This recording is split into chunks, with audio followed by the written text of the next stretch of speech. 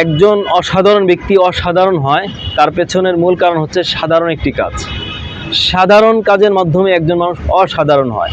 অসাধারণ কাজ করে কেউ অসাধারণ হয় না।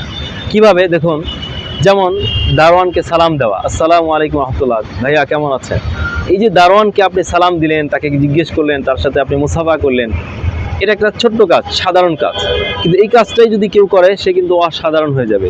এই দারোয়ানের কাছেও অসাধারণ হবে এবং যে এই আচরণটা দেখবে প্রত্যেকেই মুগ্ধ হবে এবং প্রত্যেকের হৃদয়ে সে ভিতরে প্রবেশ করবে এবং সে একজন অসাধারণ ব্যক্তি হয়ে যাবে। এরপর হচ্ছে যেমন ধরুন আপনি সিঁড়ি দিয়ে উঠছেন, সেখানে একটি কাগজের টুকরা দেখলেন, তো কাগজের টুকরাকে আপনি শ্রদ্ধা করলেন, ভালোবাসলেন, তাকে সম্মান করে তাকে নির্দিষ্ট জায়গায় রেখে দিলেন, তাকে সম্মান প্রদান করলেন। দেখুন, এই যে কাগজের টুকরাকে ফেলে দেওয়া, এটা কত একটা সাধারণ কাজ, তাই না? এটা কোনো কষ্টের কাজ না, কোনো সময়ের কাজ না, 1 মিনিটের কাজ। ব্যাস কাগজটা উঠিয়ে সম্মানের সাথে তাকে নির্দিষ্ট জায়গায় রেখে দিলেন। এই যে সম্মানটুকু করলেন, এই সাধারণ কাজ যে করবে সে একজন অসাধারণ ব্যক্তি হয়ে যাবে।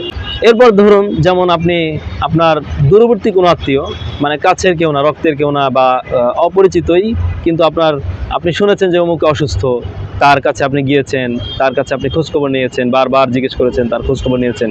এই যে সে আপনার কাছের কেউ না, দূরের, কিন্তু তার আপনি বারবার অসুস্থতার কারণে খোঁজখবর নিয়েছেন।